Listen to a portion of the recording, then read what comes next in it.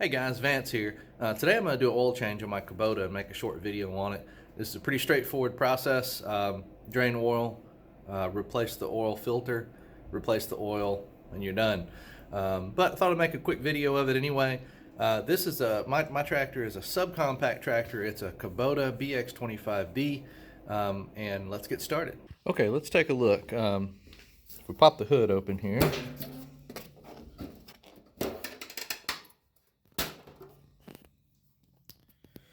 So here's the engine in this thing. This is where the oil goes in, and this is the dipstick where you check the oil level. And then down here on the side, right in here, is the oil filter, and you can just get to it by reaching right up and from underneath right there. And then down here on the bottom, there is the oil pan, and I've got one of these Kubota oil drain valves on there. So that's that little brass thing that you see right there. So you see on this thing, it's got kind of high clearance. You don't even need to jack it up or anything.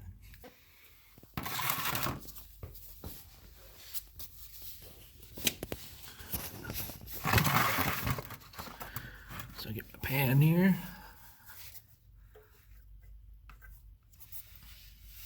Start that draining.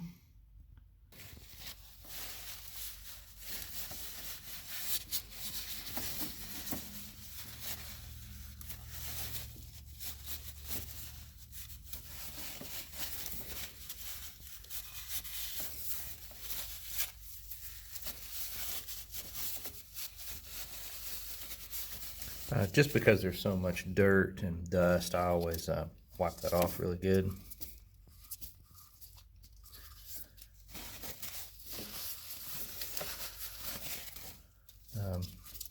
Before I take this cap off. And taking this cap off will help the draining process too. The only downside of these little valves like this one here is it does slow the draining of the oil a little bit.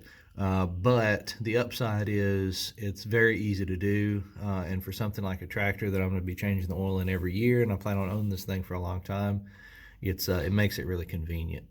So it just takes a little extra time that you have to wait while it drains. Okay, while oil's draining, I usually check the coolant level and stuff like that, but I also change this air filter once a year too. So pop these two clips loose, and this thing comes loose. It really didn't have enough room. You gotta like flex the side of the body just a little bit to get it out, and then it just pulls straight out like that. Then the new one, this is the part I bought that I do every year for this thing, which is an OEM part. The open end goes in.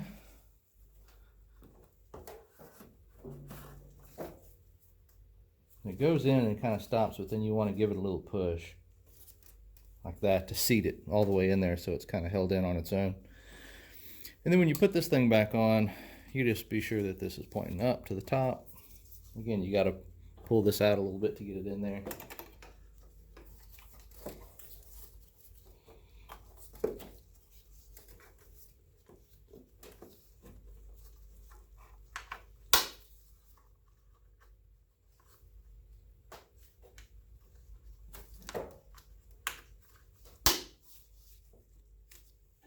Something else I also do at this time is clean this screen here. There is a screen. If you see this tab right here, see that tab? If you pull this up, there is like a filter screen that goes down in front of the radiator. And I usually just take this thing and blow it out too. Okay, here's the oil filter down here on the side, and the pan will catch the oil that comes out of it too, but I just use channel locks to get these things loose.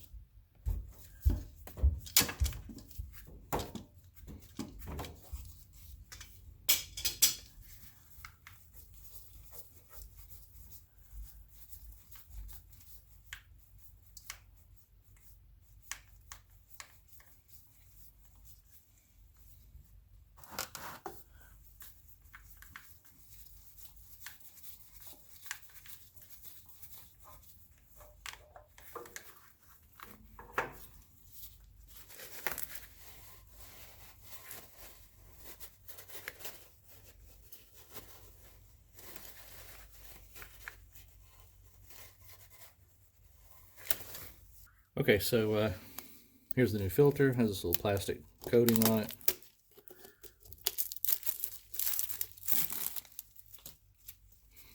And then it's got an O-ring like all these things do, or some kind of rubber seal right here that you always want to put a little bit of oil on. So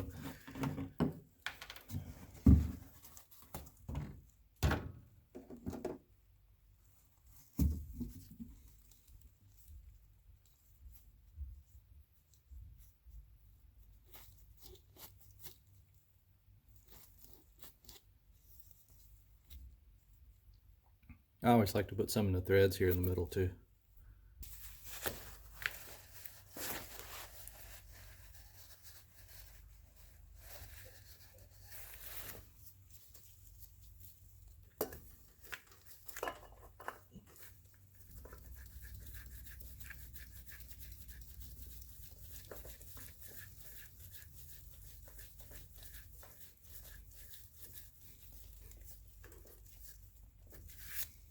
Okay, so what I do is I put it on hand tight and then pretty much just tighten it by hand as hard as I can. And using a glove will give you some more grip. So that's just as tight as I can do by hand is it. That's the way I always do it. Whether it's on cars that I'm doing oil changes on, or the tractor or anything. I don't ever tighten spin-on filters with a wrench per se. Usually just tighten them by hand, as hand tight as I can get them. You can see that flow of oil at the plug has stopped finally. I let this thing drain a long time too. Seriously, it was probably an hour. We'll close that valve back like that. The total capacity of the Kubota VX25 is 3.3 quarts. And this particular pan's got increments in it, so looks like it's right at the 3-quart line. So we drained about 3 quarts. Probably left just a little bit in there that wouldn't drain out. So we'll put about 3 quarts back in it and check the level.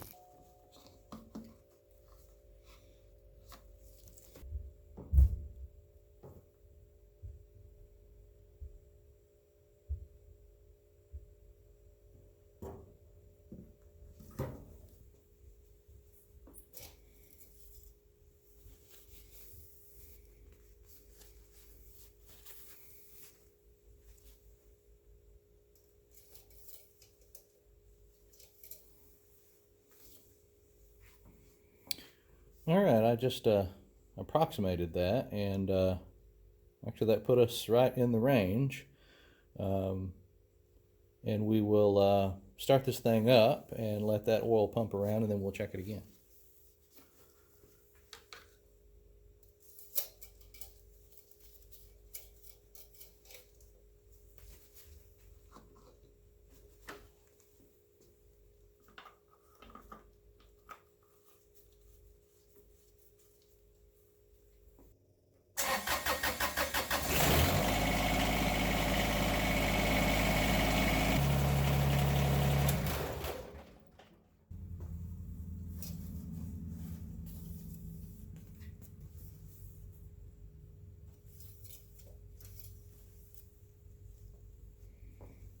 Okay, and I don't know how well it's going to show up on the camera there. It's still in between our two lines. I'm actually going to put just a little bit more in there. Okay, and then the last step is just going to be to always put the old oil back in the one of these 5-quart containers. That makes it easy for me to take it to the convenience station to drop it off. Okay, as always, thanks for watching my video again. This is a pretty straightforward one, but if you've never done it before, it'd be good to watch a video of someone doing it first. That way you don't go into it having never done it or never even seen it. Thanks again for watching, and I'll see you guys on the next video.